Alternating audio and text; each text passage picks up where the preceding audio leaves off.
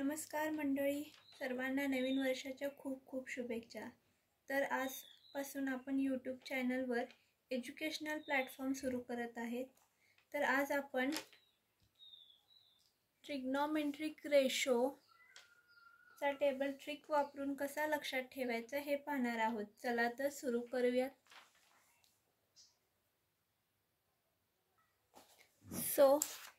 एक शादी थी।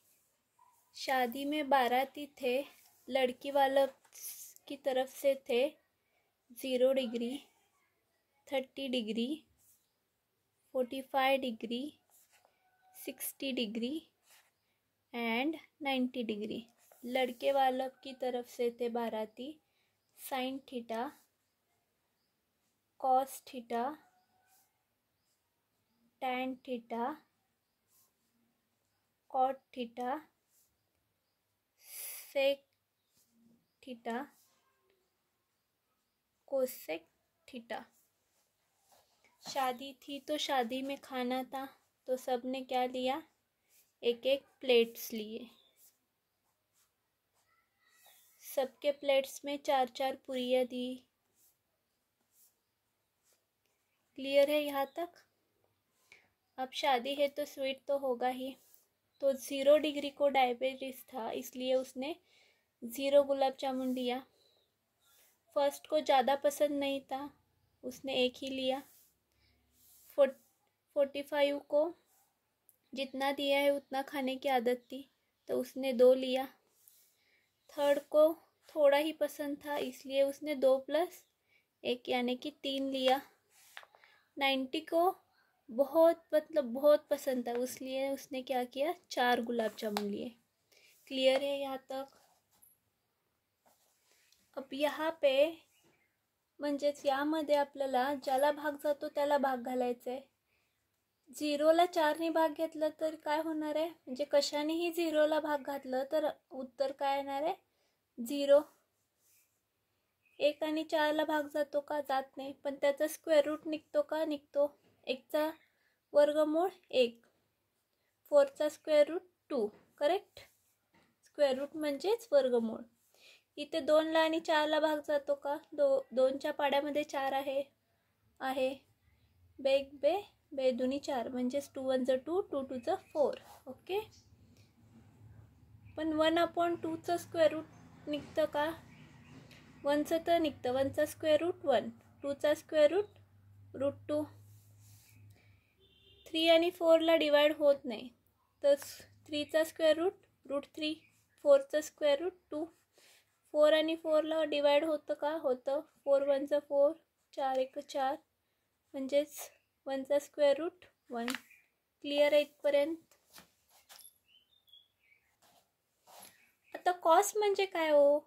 कॉस म्हणजे जर तुमचा साइन 0 असेल तर कॉस 90 हा तुमचा काय असणार? 0। म्हणजेच कॉस 0 जे साइन 90 असेल ते असेल। म्हणजेच मी असं म्हणू शकते की साइन हे किंवा कॉस हे साइनच्या उलट आहे। म्हणजे जे साइन 90 आहे ते कॉस 0 असणार, किंवा जे कॉस 0 आहे ते साइन 90 असणार। तर उलटा टेबल लिहायचं आहे फक्त आपल्याला। इथं काय आलं आपला? 1 कॉस 0 1। साइन 60 काय आहे? √3/2। तर साइन 30 काय झाला माझा? √3/2। साइन 45 काय? 1/√2। तर कॉस 45 पण काय झाला माझा? 1/√2। साइन 30 काय आहे माझा? 1/2। तर कॉस 60 काय झाला माझा? 1/2। साइन 0 काय आहे माझा? 0 आहे, तर माझा कॉस 90 काय असेल? 0। क्लियर आहे? कसं आलं? समजलं? ओके, पुढे जाऊया।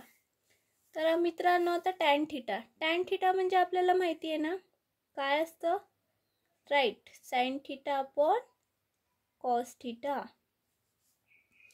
आता साइन थीटा काय माझा? 0। Cos 0 1, 0/1 is 0, right? यहाँ पे देखा था हमने। साइन 30 काय आहे? 1/2। कॉस 30 काय आहे माझा? √3/2। डिनॉमिनेटरचा denominator cancel, 2 get cancel, remaining what 1/√3. Sine 45 काय 1/√2. कॉस 45 1/√2. डिनॉमिनेटर सेम आहेत दोघांचे, √2 get cancel, remaining what 1. Sine 60 काय आहे माझा √3/2. कॉस 60 काय आहे 1/2. डिनॉमिनेटर सेम आहे, 2 1 2, √3. √3/1 म्हणजेच √3. 1/0. सॉरी, साइन 90 किती आहे 1 आणि कॉस 90 0. 0नी कशालाही डिवाइड केल्यानंतर आन्सर आपलं येत नाही, दॅट इज नॉट डिफाइन्ड. आता कॉट म्हणजे काय असतो, cos theta upon sine theta. म्हणजेच मी असं म्हणू शकते का कॉट थीटा हा टॅन थीटाचा इन्व्हर्स असतो, राईट. तर मी हे फक्त काय करणार, जसं आपण साइन आणि कॉससाठी केलं होतं, रिव्हर्स लिहिलं होतं, तसंच आपण काय करणार, टॅनचा उलट टेबल कॉटसाठी लिहिणार. म्हणजेच नॉट डिफाइन्ड. टॅन 60 काय √3/1 म्हणजेच √3. तर कॉट 30 काय झालं √3. टॅन 45 काय 1, तर कॉट 45 1. टॅन 30 किती आहे 1/√3. कॉट 30 काय झाला, सॉरी कॉट 60 काय झाला 1/√3.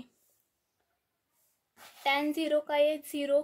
कॉट 0 काय झाला माझा, सॉरी कॉट 90 काय झाला माझा 0. गुड.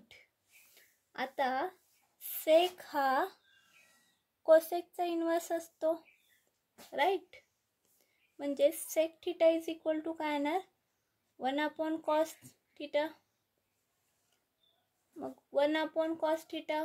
कॉस 0 काय आहे 1. 1/1 इज 1. 1/cos 30 काय आपलं √3/2. म्हणजेच हा 2 वर गेल्यानंतर काय होतं 2/√3. करेक्ट आहे. त्याच्यानंतर सेक 45 काय आहे, सॉरी कॉस 45 काय आपला 1/√2. √2 वर गेल्यानंतर √2 म्हणजे सेक 45 काय झालं √2.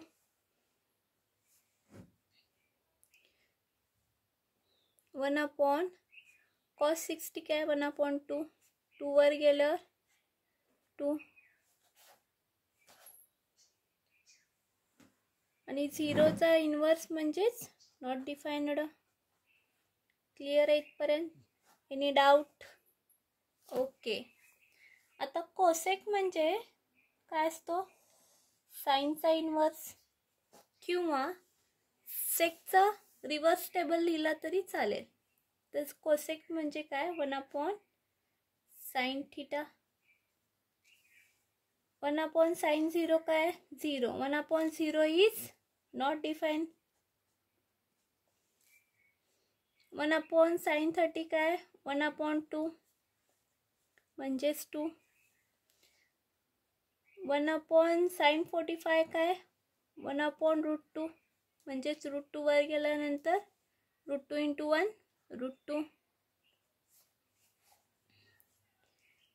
1/sin 60 काय √3/2 म्हणजे वर गेल्यावर 2/√3.